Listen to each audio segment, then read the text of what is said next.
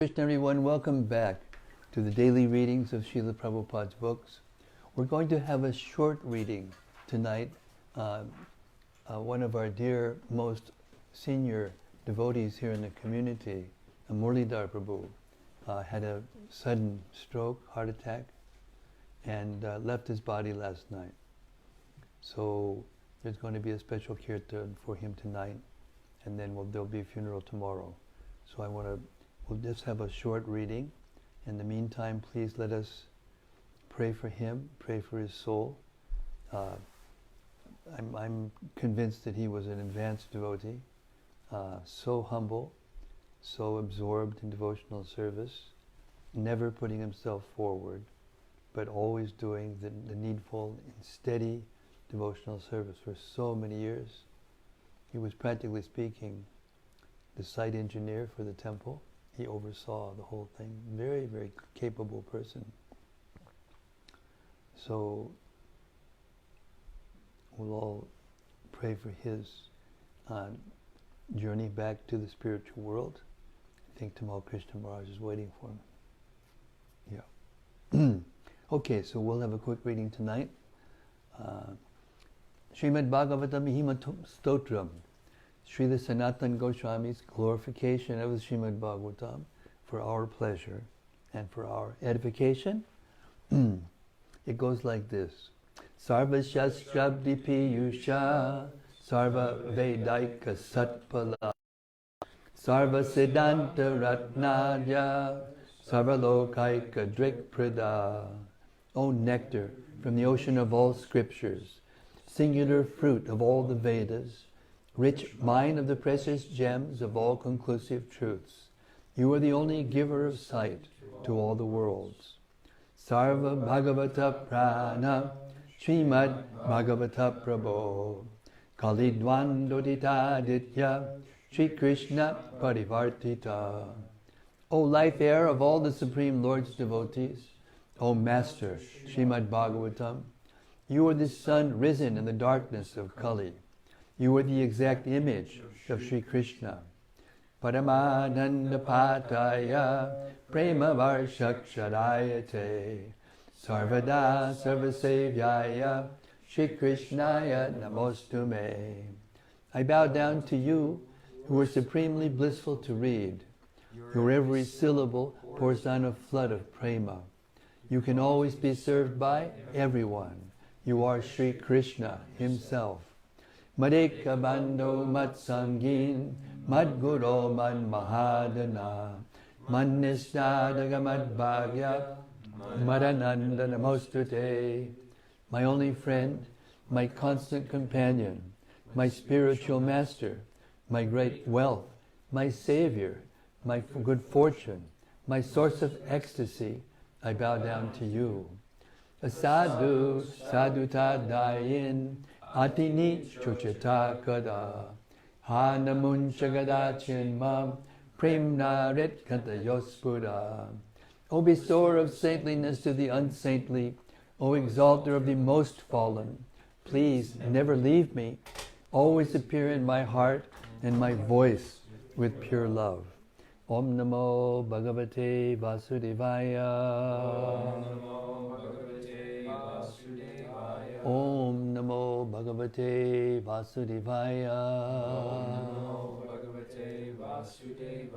Om Namo Bhagavate Vasudevaya. Om Namo Bhagavate Vasudevaya. Okay, we reached the 82nd chapter of the 10th canto of Srimad-Bhagavatam, entitled Krishna and Balarama Meet the Inhabitants of Vrndavana.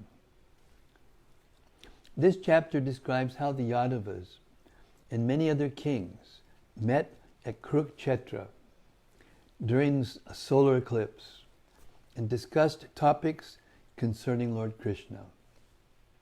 It also relates how Krishna met Nanda Maharaj and the other residents of Vrindavan at Kurukshetra and gave them great joy. Hearing that a total eclipse of the sun was soon to occur, people from all over the Bharatvarsha including the Yadavas, converged at Kurukshetra to earn special pious credit. After the Yadus had bathed and performed other obligatory rituals, they noticed that kings of Matsya, Ushinara, and other places had also come, as well as Nanda Maharaj and the cowherd community of Braja, who were always feeling the intense anxiety of separation from Krishna. The Yadavas, overjoyed to see all these old friends, embraced them one by one as they shed tears of happiness. Their wives also embraced one another with great pleasure. When Queen Kunti saw her brother Vasudeva and other members of her family, she put aside her sorrow.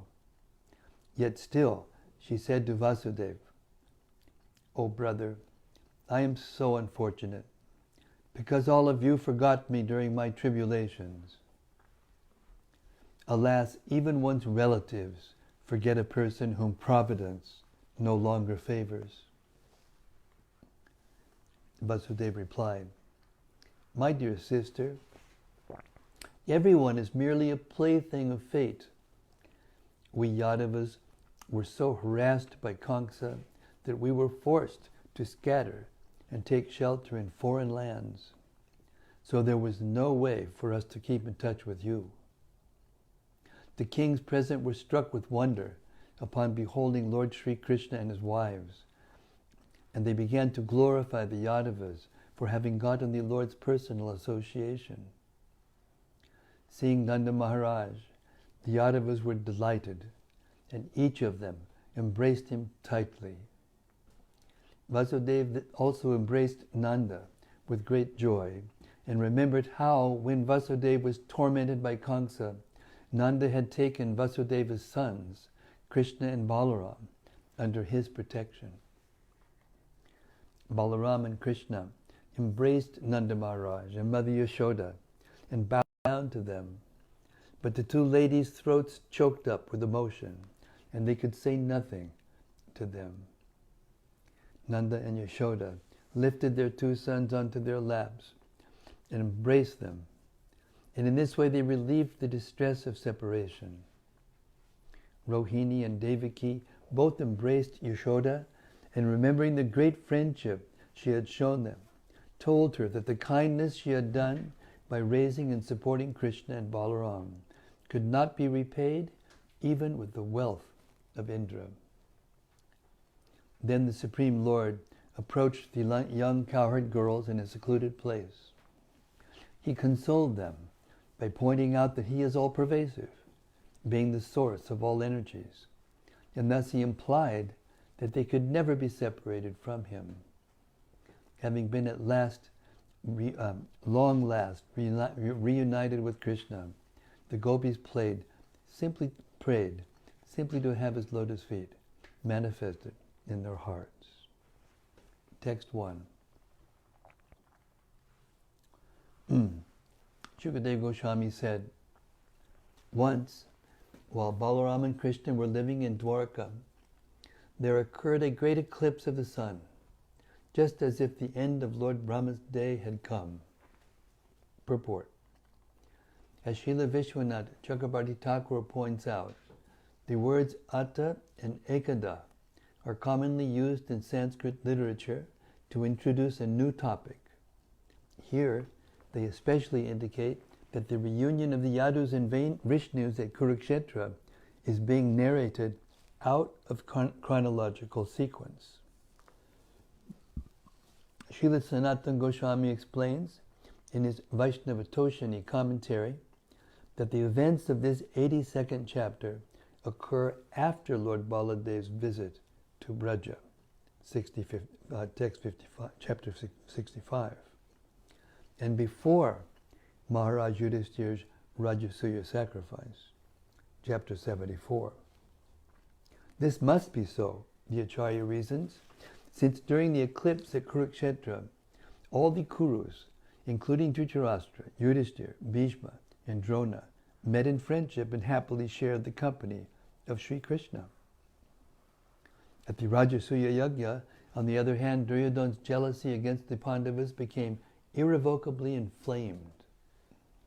Soon after this, Duryodhana challenged Yudhishthira and his brothers to the gambling match, in which he cheated them of their kingdom and exiled them to the forest. Right after the Pandavas returned, the great battle of Kurukshetra took place, during which Bhishma and Drona were killed.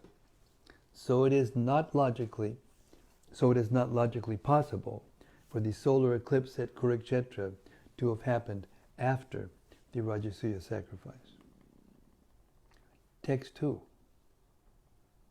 Knowing of this eclipse in advance, O king, many people went to the holy place, known as Samanta Panchaka, in order to earn pious credit. Purport. Vedic astronomers of 5,000 years ago could predict eclipses of the sun and moon just as well as our modern astronomers can. The knowledge of the ancient astronomers went much further, however, since they understood the karmic influences of such events. Solar and lunar eclipses are generally very inauspicious, with certain rare exceptions. But just as the otherwise inauspicious Ekadashi day becomes beneficial when used for the glorification of Lord Hari, so the time of an eclipse is also advantageous for fasting and worship. The holy pilgrimage site known as Samanta Panchaka is located at Kurukshetra, the sacred ground of the Kurus, where the Kuru kings, predecessors, performed many Vedic sacrifices. The Kurus were thus advised by learned Brahmanas that this would be the best place for them to observe vows during the eclipse. Long before this time, Lord Parashuram had done penance at Kurukshetra to atone for his killings. Samanta Panchaka, the 5 ponds he dug there, were still present at the end of Dwapara Yuga, as they are even today. Text 3-6.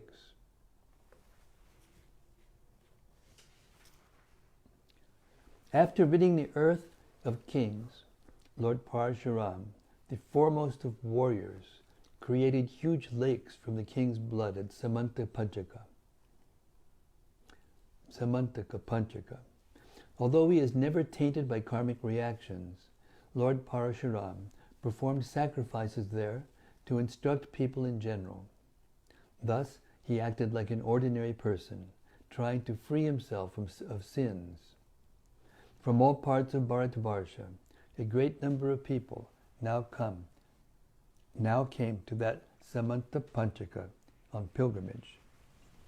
O descendant of Bharat, among those arriving at the holy place were many Vrishnis, such as Gada, Pradyumna, and Samba, hoping to be relieved of their sins. Akrura, Vasudev, Ahuka, and other kings also went there.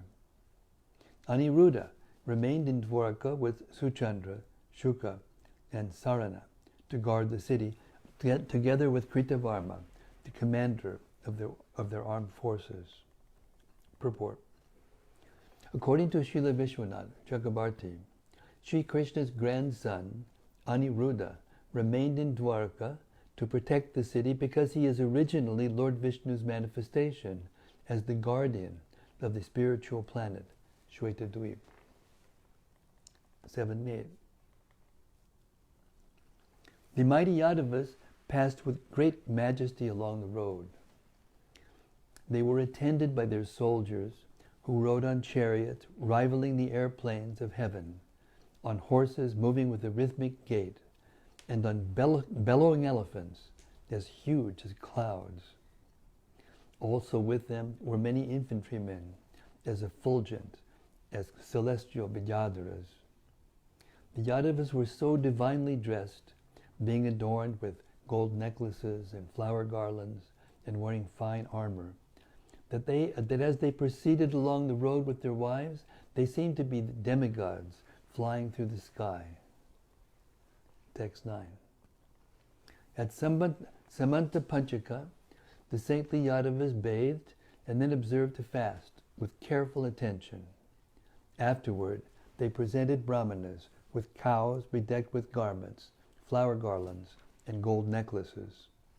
Text 10. In accordance with scriptural injunctions, the descendants of Vrishni then bathed once more in Parshuram's lakes and fed first-class brahmanas with sumptuous food.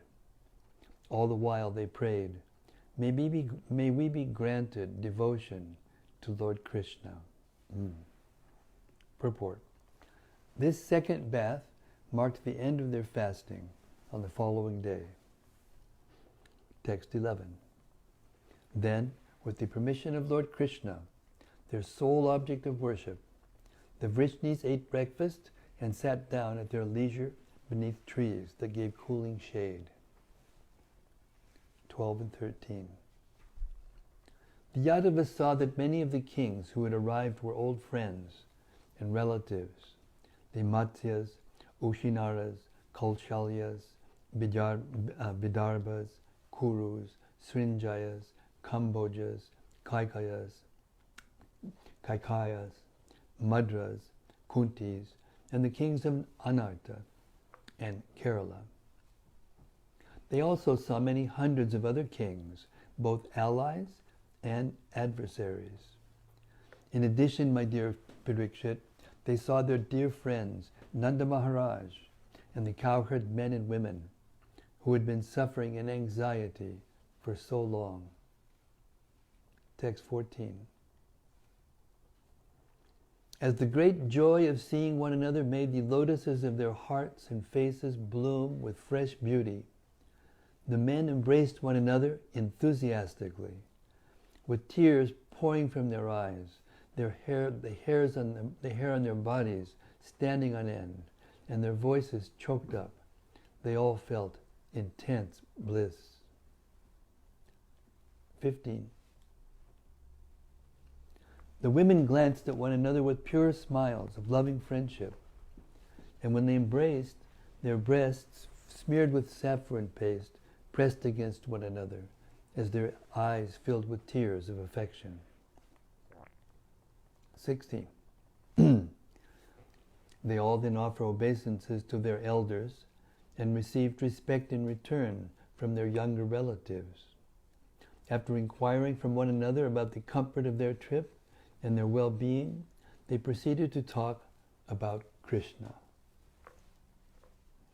Purport. These are the special dealings of Vaishnavas. Even the family entanglements that delude ordinary conditioned souls are no encumbrance for those whose family members are all pure devotees of the Lord. Impersonalists have no capacity for appreciating these intimate dealings, since their philosophy condemns as illusory any kind of personal, emotional existence. When followers of impersonalism pretend to understand the loving relationships of Krishna and his followers, they only create havoc for themselves and whoever listens to them. 17. Queen Kunti met with her brothers and sisters and their children, and also with her parents, her brothers, wives, and Lord Mukunda. While talking with them, she forgot her sorrow. Purport. Even the constant anxiety of a pure devotee, apparently just the opposite of the impersonalist Shanti, can be an exalted manifestation of love of God, as exemplified by Srimati Kunti Devi, the aunt of Lord Krishna and mother of the Pandavas. Text 18. Queen Kunti said, "My dear respectable brother, I feel that my desires have been frustrated, because although all of you are most saintly, you forgot me during my calamities." Purport. Here Queen Kunti addresses her brother, Vasudeva. Text 19. Friends and family members, even children, brothers and parents, forget a dear one whom Providence no longer favors. Purport. Srila Sridhar Swami and Vishwanath Chakrabarti Thakur both comment that Kunti does not blame her relatives for her suffering. Thus she calls them most saintly persons, and alludes here to her own bad fortune as the cause of her unhappiness. 20. Sri Vasudev said, "Dear sister, please do not be angry with us. We are only ordinary men, playthings of fate. Indeed, whether a person acts on his own or is forced by others, he is always under the Supreme Lord's control." 21. Harassed by Kamsa, we all fled in various directions, but by the grace of Providence, we have now finally been able to return to our homes, my dear sister. 22.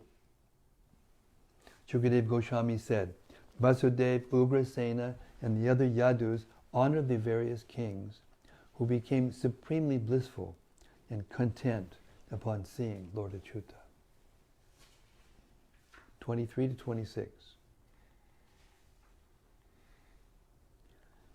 All the royalty present, including Bhishma, Drona, Dhritarashtra, Gandhari, and her sons, the Pandavas and their wives, Kunti, Sanjaya, Vidura, Kripacharya, Kunti Bhoja, Virata, Bhishmaka, the great Nagnajit, Purujit, Drupada, Shalya, Drishtaketu, Kashiraj, Damughosh, Vishalaksha, Maitila, Madra, Kekaya, Yudamanyu, Shusharma, and Balika, with his associates and their sons, and the king subservient to King Yudhishthir, all of them, O best of kings, were simply amazed to see the transcendental form of Lord Krishna, the abode of all opulence and beauty, standing before them with his consorts.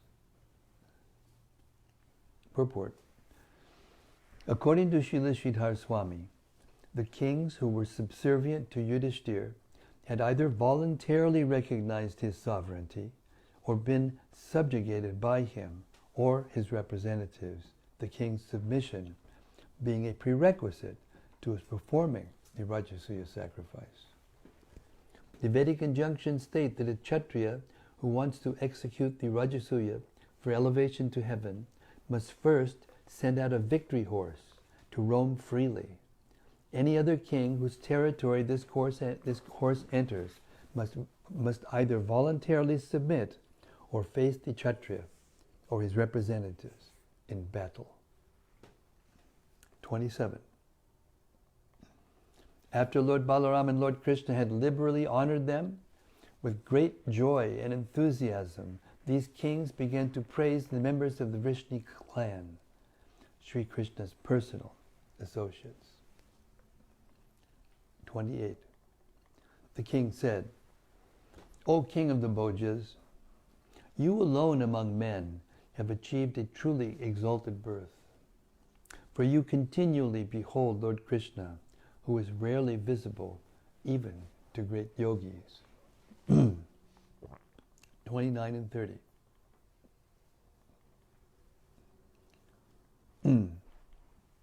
His fame, as broadcast by the Vedas, the water that has washed his feet, and the words he speaks in the form of all revealed scriptures, these thoroughly purify the universe. Although the earth's good fortune was ravaged by time, the touch of his lotus feet has revitalized her, and thus she is raining down on us the fulfillment of all our desires. The same Lord Vishnu, who makes one forget the goals of heaven and liberation, has now entered into marital and blood relationships with you, who otherwise travel on the hellish path of family life. Indeed, in these relationships you see and touch him directly, walk beside him, converse with him.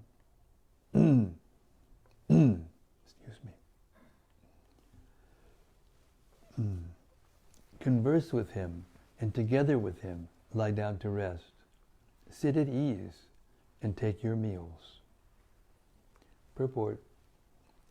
All Vedic mantras glorify Lord Vishnu. This truth is supported with elaborate evidence by learned acharyas like Ramanuja in his Vedanta Sangraha and Madhava in his Rig Veda Bhashya. The words Vishnu himself speaks, such as the Bhagavad Gita, are the confidential essence of all scriptures. In his manifestation as Vyasadeva, the Supreme Lord composed both the Vedanta Sutras and Mahabharata.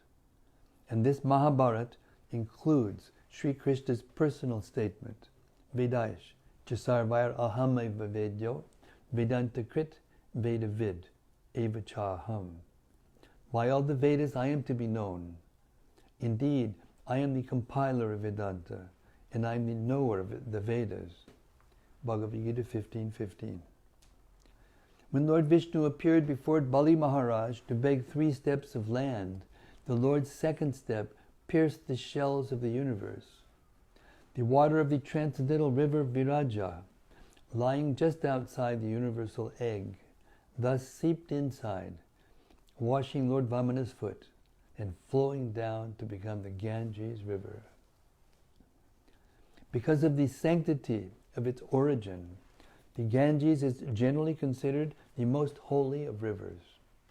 But even more potent is the water of the Jamuna, where Lord Vishnu in his original form of Govinda played with his intimate companions.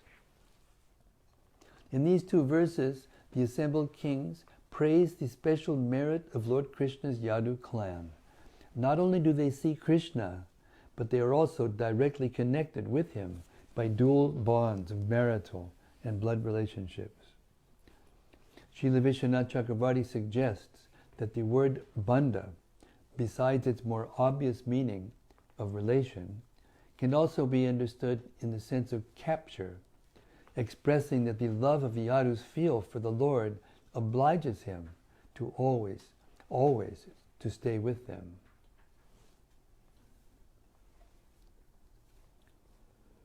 Sri Shukadeva Uvacha, Shukadeva Goswami said, when Nanda Maharaj learned that the Yadus had arrived, led by Krishna, he immediately went to see them. The cowherds accompanied him, their various possessions loaded on their wagons. Purport. The cowherds of Braja were planning to stay at Kurukshetra for some days, so they came equipped with adequate provisions, especially milk products and other foods for the pleasure of Krishna and Balaram. Text 32. Tam drishtva Vrishnayo Rishdas Tanma Pranam Ivotitaha Parishrabhajire Gadham Chiridarshanakatadaha. Seeing Nanda, the Vrishnis were delighted and stood up like dead bodies coming back to life. Having felt much distress at not seeing him for so long, they held him in a tight embrace. 33. Vasudeva embraced Nanda Maharaj with great joy. Beside himself with ecstatic love, Vasudeva remembered the troubles Kamsa had caused him, forcing him to leave his sons in Gokula for their safety.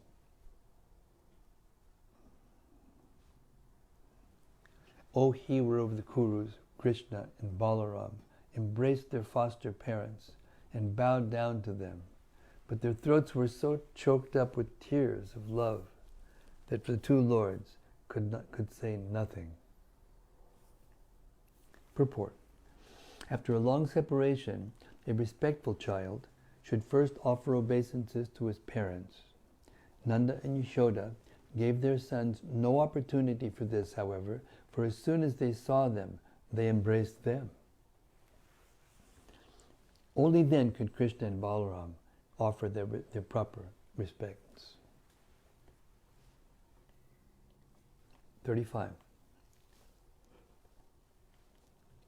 Raising their 2 sons onto their laps and holding them in their arms, Nanda and saintly Mother Yashoda forgot their sorrow. Purport. Srila Vishwanath Chakravarti explains that after the initial embraces and obeisances, Vasudeva led Nanda and Yashoda into his tent as they held the hands of Krishna and Balaram. Following them inside were Rohini, other women, and men of Braja, and a number of attendants. Inside, Nanda and Yashoda took the two boys on their laps. Despite having heard the glories of the two lords of Dwarka, and despite seeing these opulences now before their eyes, Nanda and Yashoda looked upon them as if they were still their 8-year-old children. 36. Then Rohini and Devaki both embraced the Queen of Braja, remembering the faithful friendship she had shown them. Their throats choking with tears, they addressed her as follows. Purport. At this time, according to Srila Vishwanath Chakrabarti, Sri Vasudeva invited Nanda outside to meet Ugrasena and the other elder Yadus. Taking this opportunity, Rohini and Devaki talked with Queen Yashoda. Text 37. Rohini and Devaki said, what woman could forget the unceasing friendship you and Nanda have shown us, dear Queen of Braj? There is no way to repay you in this world, even with the wealth of Indra. 38. Before these two boys had ever seen their real parents, you acted as their parents and gave them all affectionate care, training, nourishment, and protection. They were never afraid, good lady, because you protected them, just as eyelids protect the eyes. Indeed, saintly persons like you never discriminate between outsiders and their own kin.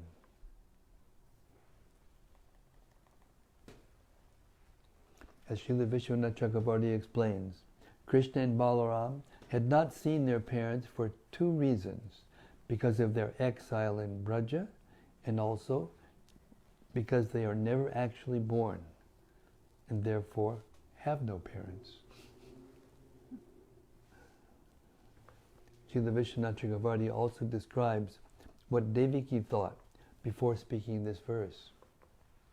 Alas, because before long these two sons of mine had you, Yashoda, as their guardian and mother, and because they were immersed in such a vast ocean of ecstatic, loving dealings with you, now that you are once more before them, they are too distracted even to notice me. Alas, you are behaving as if insane and blind with love for them, showing millions of times more maternal affection than I possess. Thus you simply keep staring at us, your maternal friends.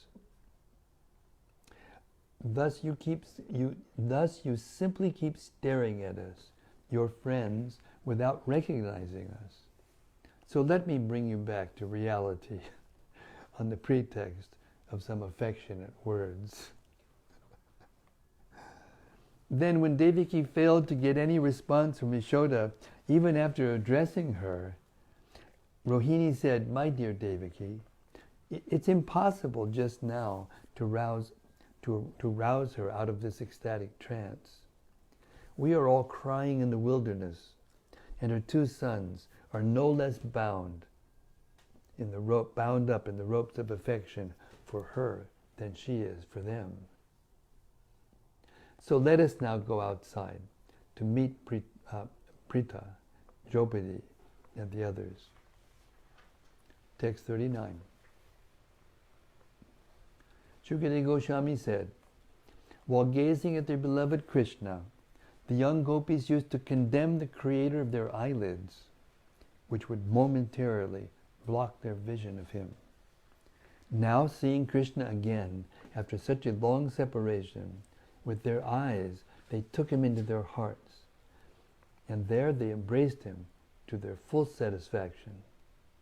In this way they became totally absorbed in ecstatic meditation on him, although those who constantly practice mystic yoga find such absorption difficult to achieve. Purport.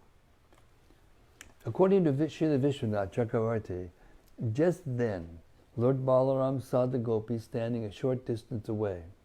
Seeing them trembling with eagerness to meet Krishna and apparently ready to give up their lives if they could not, he tactfully decided to get up and involve himself elsewhere. Then the gopis attained the state described in the current verse. In referring to the gopis' intolerant disrespect of Lord Brahma, the creator of eyelids, Shukadeva Goswami is giving vent to his own subtle jealousy of the gopis' favored position. Srila Jiva Goswami offers an alternate understanding of the phrase Nitya Yujam, which may mean even of the Lord's principal queens, who tend to be proud of their constant association with him. In Krishna, the Supreme Personality of Godhead, Srila Prabhupada writes, because they have been separated from Krishna for so many years, the gopis, having come along with Nanda Maharaj and Madhya Yashoda, felt intense ecstasy upon seeing Krishna. No one can even imagine how eager the gopis were to see Krishna again. As soon as Krishna became visible to them, they took him inside their hearts, through their eyes, and embraced him to their full satisfaction.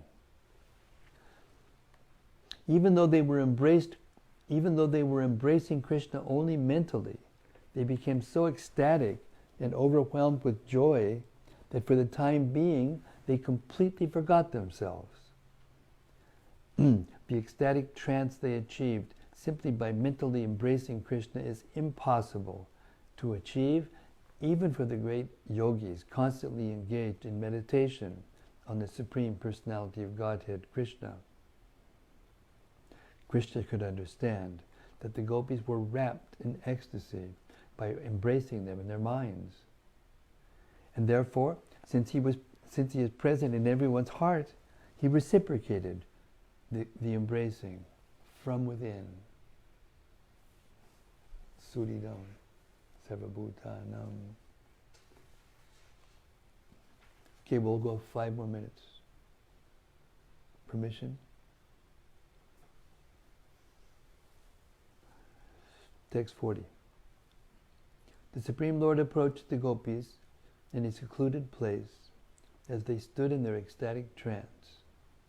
After embracing each of them and inquiring about their well-being, he laughed and spoke as follows.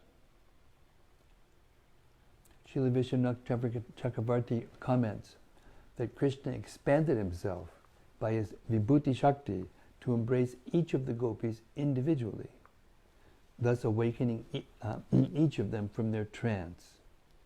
He inquired, "Are you now relieved of your pain of separation?" and laughed to help lighten their spirits.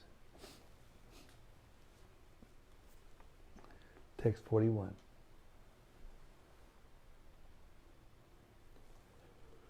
Lord Krishna said, "My dear girlfriends, do you still remember me? It was for my relative's sake that I stayed away so long, intent on destroying my enemies." 42. Do you perhaps think I'm ungrateful and thus hold me in contempt? After all, it is the Supreme Lord who brings living entities together and then separates them.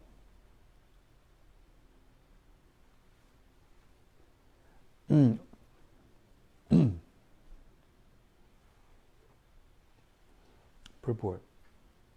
Srila Vishwanath Chakravarti reveals the gopis' thoughts. We are not like you, who with your heart shattered by remembering us day and night, gave up all sense enjoyment in your distress of separation. Rather, we have not remembered you at all. Right. In fact, we have been quite happy without you. In response, Krishna here asks whether they resent his ingratitude. 43. Just as a wind brings together masses of clouds, blades of grass, wisps of cotton, and particles of dust, only to scatter them all again, so the Creator deals with his created beings in the same way.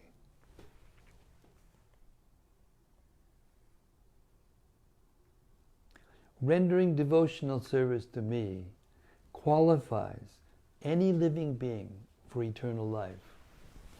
But by your good fortune, you have developed a special loving attitude toward me, by which you have obtained me. Purport. According to Srila Vishwanath Chakrabarti Thakur, the gopis then replied, "But that Supreme Lord you are blaming is none other than yourself, O most clever of speakers. Everyone in the world knows this. Why should we be ignorant of this fact?" All right. Lord Krishna then told them, "If this is true, I must be God, but still I am conquered by your loving affection." 45. Dear ladies, I am the beginning and end of all created beings, and exist both within and without them, just as the elements, ether, water, air, earth, air, and fire, are the beginning and end of all material objects, and exist both within and without them. Purport. According to Srila Sridhar Swami and Srila Vishwanath Chakrabarti, Lord Krishna implies the following idea in this verse.